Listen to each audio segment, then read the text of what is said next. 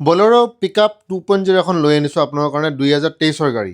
দাম ৰখা হৈছে 8,70,000 টকা। এতিয়া বহুতে ক'ব দাদা নতুন গাড়ী দেখোন 9.5 লাখ টকাতে পাব পাৰে, কিন্তু টেক্স, ফিটনেছ, এক্সট্ৰা পাতি বডি বনাই দি পিনে কোনো আপোনাক গাড়ীটো বিক্ৰী নকৰে।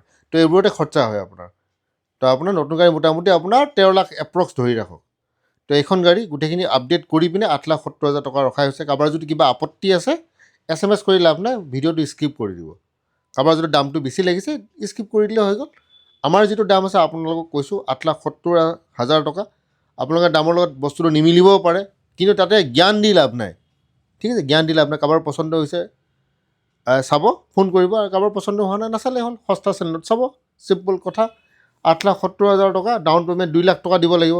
এতিয়া বহুতে ক'ব দাদা বেলেগত দেখোন নতুন গাড়ীত 50,000 টকা দিলেও পাব পাৰে, কিন্তু পুৰণা গাড়ীৰ পলিচি বেলেগ। পুৰণা গাড়ীৰ ডাউন পে'মেণ্টটো বেছি হয় আৰু ৰেট অফ ইণ্টাৰেষ্টটোও বেছি হয়। ইয়াৰ ৰেট অফ ইণ্টাৰেষ্ট 8% পৰা 9% হ'ব। এইটো আমাৰ বস্তু নহয়, এইটো ফাইনেন্স কোম্পানীৰ বস্তু, ফাইনেন্স কোম্পানীৰ পলিচি। তো যিয়ে নহওক, এইখন হৈছে গাড়ী। ফ্ল'ৰটো চাওক, 2 টন 10 ফুট লম্বা এখন গাড়ী, 2 টনৰ গাড়ী। বলেৰো 2.0, এইখন 10 ফুট লম্বা গাড়ী। গুৱাহাটীত আছে, তলত আছে কণ্টেক্ট নম্বৰ। অহাৰ আগতে ফোন কৰিব।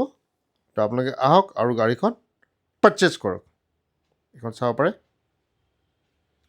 তো ইণ্টেৰিয়ৰটো চাওক, ড্ৰাইভাৰ কেবিনটো চাওক, এই হৈছে ড্ৰাইভাৰ কেবিন।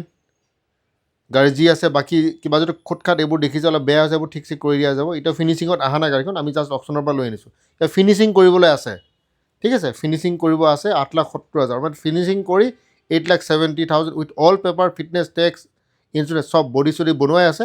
8,70,000 টকাত এখন গাড়ী আপুনি পাব।